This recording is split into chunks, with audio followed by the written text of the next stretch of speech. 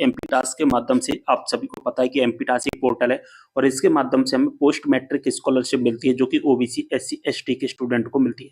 अगर दोस्तों आप ये काम करोगे तो आपको स्कॉलरशिप नहीं मिलेगी, यानी कि इन छात्रों को पोस्ट मैट्रिक की स्कॉलरशिप मिलने वाली नहीं है।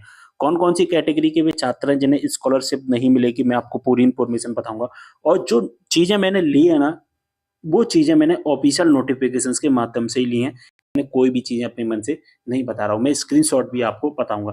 तो पोस्ट मैट्रिक स्कॉलरशिप आपको नहीं मिलेगी, ऐसे कौन कौन से वे छात्र हैं, चलिए स्टार्ट करते हैं वीडियो को। तो यहाँ पर मैंने कुछ स्क्रीनशॉट लेकर रखे हैं जो इंपॉर्टेंट पॉइंट हैं, जरूरी जानकारी, जैसे कि 7.4 है, 8.2 है। सबसे पहले हम देखेंगे कि यदि कोई विश्वविद्यालय या कॉलेज के द्वारा कोई ऐसा छात्र है जो अगली कक्षा में प्रमोट कर दिया गया है, यानी कि फर्स्ट ईयर कर रहा है, फर्स्ट ईयर से वो सेकंड ईयर में चला गया है। अब वह निचली कक्षा में वस्तुतः उत्तीर्ण नहीं हुआ है, यानी कि फर्स्ट ईयर में फेल हो गया है, यानी कि पास नहीं हुआ है, और सेकंड ईयर में उसको प्रमोट कर दिया गया है। कुछ समय बाद फिर निचली कक्षा की परीक्षा की अगर आवश्यकता होती है तो वह उस कक्षा के लिए छात्रवृत्ति का हकदार होगा जिसमें वह चढ़ा दिया गया है, यदि छात्र अन्यथा रूप से छात्रवृत्ति का पात्र है। जैसे कि फर्स्ट ईयर में आप थे, फेल हो गए, ठीक है, आपको सेकंड ईयर में प्रमोट कर दिया गया है, सेकंड ईयर प्रमोट कर दिया है। अब फेल तो हो गए, लेकिन फिर से क्या हुआ, आपकी परीक्षा हुई, पास हो गए, तो स्कॉलरशिप तो आपको मिल गई। तो अब जो सेकंड ईयर में प्रमोट हुए हैं उसकी भी आपको स्कॉलरशिप मिल जाएगी, वह शर्त है आपको फर्स्ट ईयर में पास होना पड़ेगा। अगर आप फर्स्ट ईयर में पास नहीं होते हैं तो फिर आपको नहीं मिलेगी। अगला क्वेश्चन है कि पिछले वर्ष में दी गई छात्रवृत्ति के नवीनीकरण के मामले में अनुरक्षण भत्ते का भुगतान उस माह के बाद से किया जाएगा जिस तक पिछले वर्ष में छात्रवृत्ति का भुगतान किया जा चुका है, यदि अध्ययन चल रहा है। जैसे कि कोई स्टूडेंट है फर्स्ट ईयर में उसे 10 महीने की स्कॉलरशिप मिल गई, ठीक है। अब जो 10 महीना खत्म होगा, वहां से जो सेकंड ईयर स्टार्ट होगा ना, तो 10 महीने जो तो खत्म हो गए, अब जो सेकंड ईयर जिस महीने से स्टार्ट होगा उस महीने से ही आपकी स्कॉलरशिप मिलेगी, ठीक है। वैसे स्कॉलरशिप नहीं मिलेगी, बस शर्त क्या है कि आपका कॉलेज में अध्ययन चल रहा हो, यानी कि दोनों केस में स्कॉलरशिप मिलने वाली है। अब हम बात करेंगे जो 3.6 नंबर का पैरा है, इसे नहीं मिलेगी। ऐसे उम्मीदवार जो शिक्षा का एक चरण उत्तीर्ण करने के पश्चात शिक्षा के उसी चरण में किसी दूसरे विषय में अध्ययन करने लगे, ठीक है। एक चरण उत्तीर्ण कर लिया, जैसे कि फर्स्ट ईयर उत्तीर्ण कर लिया, और फर्स्ट ईयर उत्तीर्ण करने के बाद वो कौन से ईयर में आएगा, वो सेकंड ईयर में आएगा। लेकिन क्या किया यहाँ पर स्टूडेंट ने कि फर्स्ट ईयर तो जो किया है ना, फर्स्ट ईयर से सेकंड ईयर में गया है, फर्स्ट ईयर उसने बीए से कर लिया, सेकंड ईयर वो कर रहा है बीएससी से, तो ऐसी कंडीशन में उसको छात्रवृत्ति नहीं मिलेगी। जैसे कि बीकॉम करने के बाद बीए करने लगे, या एक विषय में एमए करने के बाद दूसरे विषय में एमए करने लगे, इसके पात्र नहीं होंगे। या ऐसे भी स्टूडेंट जिन्होंने बीए कंप्लीट कर लिया, अब बीए करने के बाद वो यूजी का फिर से बीएससी करना चाहता है, तो जो एक चरण यानी कि बीए की स्कॉलरशिप मिल गई, अब बीएससी के लिए इसको स्कॉलरशिप नहीं मिलेगी, ठीक है। तो ऐसी कंडीशन में हमें स्कॉलरशिप नहीं मिलती है। अब ऐसा कोई उम्मीदवार जो किसी व्यवसाय में शैक्षणिक योग्यता प्राप्त कर लेने के पश्चात किसी दूसरे व्यवसाय में शैक्षणिक योग्यता प्राप्त करता है, जैसे कि हम यहाँ पर बात करें कि हमने बीए कर लिया, बीए के बाद हमने एमए कर लिया, अब एमए बीए कर लिया यहाँ पर मिल जाएगी, एमए कर लिया हमें यहाँ पर स्कॉलरशिप मिल जाएगी, ठीक है। और यहाँ पर हम बीएड भी करेंगे ना तो भी हमें स्कॉलरशिप मिल जाएगी।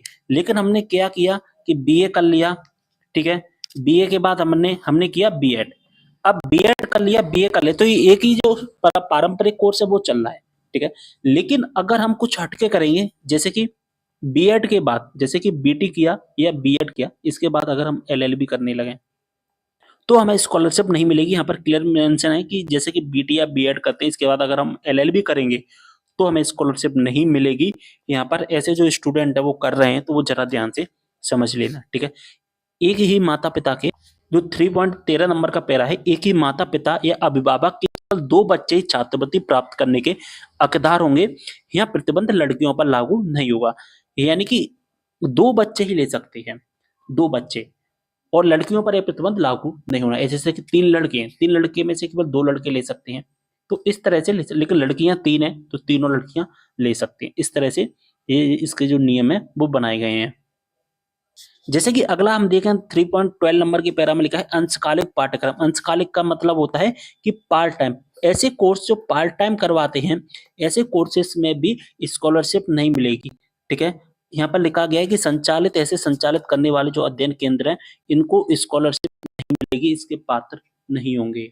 अगला जो क्वेश्चन है, जो 7.2 नंबर के पैरा में से लिया है मैंने, और ऐसे छात्रों को भी नहीं मिलेगी स्कॉलरशिप।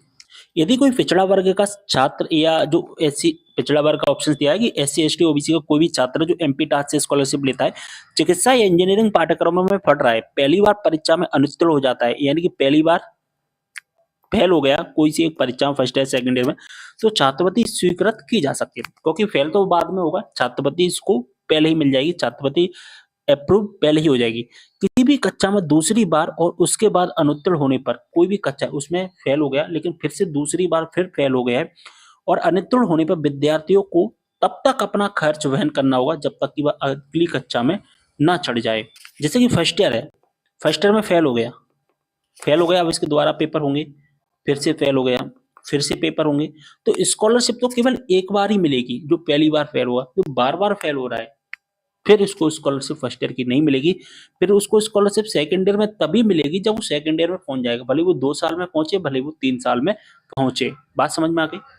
ऐसा कोई छात्र जो बीमार हो जाता है, ठीक है, वार्षिक परीक्षा में नहीं बैठ पाता है, तो संस्था के प्रमुख के समाधान एवं चिकित्सा प्रमाण पत्र प्रस्तुत करने के बाद और उसके द्वारा यह प्रमाणित करने के बाद कि वो छात्र परीक्षा में बैठता तो उत्तीर्ण हो जाता, छात्रवृत्ति अगले शैक्षणिक वर्ष के लिए स्वीकृत की जा सकेगी। बस अब कोई स्टूडेंट बीमार हो गया है, वार्षिक परीक्षा में नहीं बैठ पा रहा है, अब वो जब तक नहीं बैठेगा तब तक क्या होगा, जो कि पास नहीं हो पाएगा। और 7.2 में मैंने आपको बताया है कि जब तक पास नहीं होंगे और अगली कक्षा में हम प्रमोट नहीं हो जाएंगे, तब तक हमें स्कॉलरशिप नहीं मिलेगी। एक वर्ष के लिए, एक सत्र के लिए हमें केवल एक बार ही मिलती है, और जब तक हम दूसरी कक्षा में पहुंच नहीं जाएंगे, यानी कि सेकंड ईयर में नहीं पहुंच जाएंगे, तब तक हमें स्कॉलरशिप नहीं मिलेगी। तो ऐसे कोई स्टूडेंट वार्षिक परीक्षा नहीं दे पा रहे हैं, ठीक है, किसी बीमारी की वजह से, तो उनको चिकित्सा प्रमाण पत्र प्रस्तुत करना पड़ेगा और इसके बाद आपको स्कॉलरशिप मिल जाएगी।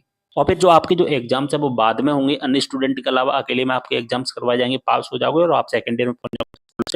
तो इस तरह से जो यहाँ पर नियम बनाए गए हैं, बात समझ में आ गई होगी आपको अच्छे से। यदि कोई स्टूडेंट है अध्ययन पाठ्यक्रम के विषय को बदलता है, जिसके लिए मूलतः उसे छात्रवृत्ति प्रदान की गई थी, अथवा राज्य शासन के बिना अपनी अध्ययन संस्था को बदल लेता है, तो उसे दी गई कोई भी छात्रवृत्ति निरस्त की जा सकती है। संस्था प्रमुख शासन को ऐसे मामलों में सूचना देगा और उसकी जो छात्रवृत्ति बंद कर दी जाएगी। जैसे कि मैंने आपको पहले ही बता चुका हूँ इसके बारे में कि कोई भी स्टूडेंट अपना विषय बदल लेता है तो फिर उसको स्कॉलरशिप मिलती है। एक बात और समझ लेना कि किसी विद्यार्थी से जो आय प्रमाण पत्र केवल एक बार ही मांगा जाएगा, अर्थात किसी पाठ्यक्रम में जो 1 वर्ष में अधिक अवधि का हो में दाखिला लेते समय आपसे आय प्रमाण पत्र केवल एक बार मांगा जाएगा जब आप पोस्ट मैट्रिक स्कॉलरशिप का लाभ लोगे, और वो मांगा जाएगा केवल और केवल फर्स्ट ईयर में, ठीक है? जो स्कॉलरशिप का के लिए जो आप आय प्रमाण पत्र लगाओगे वहीं आपका 3 साल तक चलेगा, यानी कि जब तक आपका जो कि कोर्स कंप्लीट नहीं हो जाता है, या फिर जैसे कि कोई कोर्स 4 साल का है तो फिर आप उसमें अपडेट कर सकेंगे, जो कि अपडेट करने का ऑप्शन आएगा, ठीक है? बात समझ में आ गई? सारी चीजें मैंने आपको समझा दी। कोई भी डाउट हो आप कमेंट करना, मतलब अगले वीडियो में एक और जानकारी के साथ आप पकड़िए। बाय।